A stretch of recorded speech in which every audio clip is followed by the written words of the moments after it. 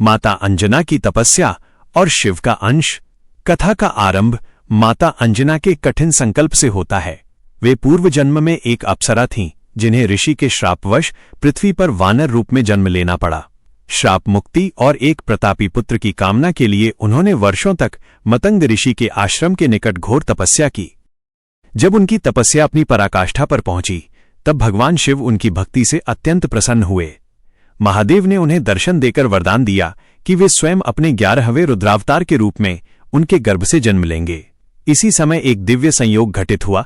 पवन देव ने महादेव के उस तेज को माता अंजना तक पहुंचाया, जिससे हनुमान जी का प्राकट्य हुआ।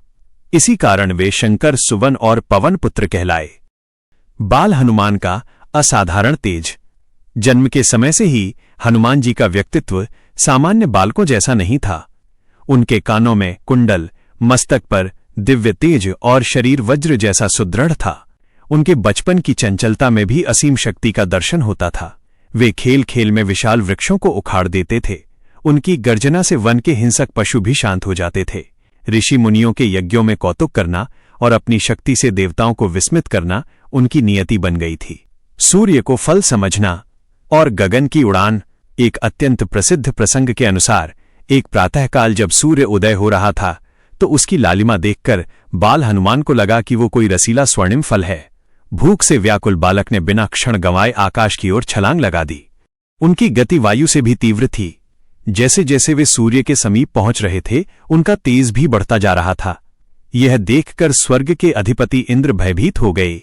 उन्हें लगा कि यह बालक सूर्य को निगलकर पूरी सृष्टि को अंधकार में धकेल देगा। अपनी रक्षा और सृष्टि के नियम को बनाए रखने के लिए इंद्र ने अपने सबसे शक्तिशाली अस्त्र वज्र से बालक पर प्रहार किया। वज्र सीधे उनकी ठोड़ी हनु पर लगा और वे अचेत होकर पृथ्वी पर गिर पड़े। पवन देव का कोप और सृष्टि का संकट। अपने प्राणप्रिय पुत्र को इस प्रकार लहूलुहान और मूर्छित देख पवन देव अत्यंत क्रोधित और दुखी हुए। उन्होंने संपूर्ण ब्रह्मांड से प्राणवायु, ऑक्सीजन, एयर का संचार रोक दिया। बिना वायु के जीवन की कल्पना असंभव हो गई। मनुष्य, देवता, गंधर्व और पशु पक्षी सभी मृत्यु के द्वार पर खड़े हो गए। चारों ओर त्राही त्राही मच गई। देवताओं का आगमन और अजय वरदान। सृष्टि को बचाने के लिए ब्रह्मा जी सभी देवताओं को लेकर पवन देव के पास पहुंचे। उन्होंने पवन देव को शांत किया और बाल हनुमान को पुनः चेतना प्रदान की। बालक को जीवित करने के साथ साथ उसे भविष्य के महान कार्यों के लिए तैयार करने हेतु देवताओं ने उसे अपनी सर्वश्रेष्ठ शक्तियां भेंट की।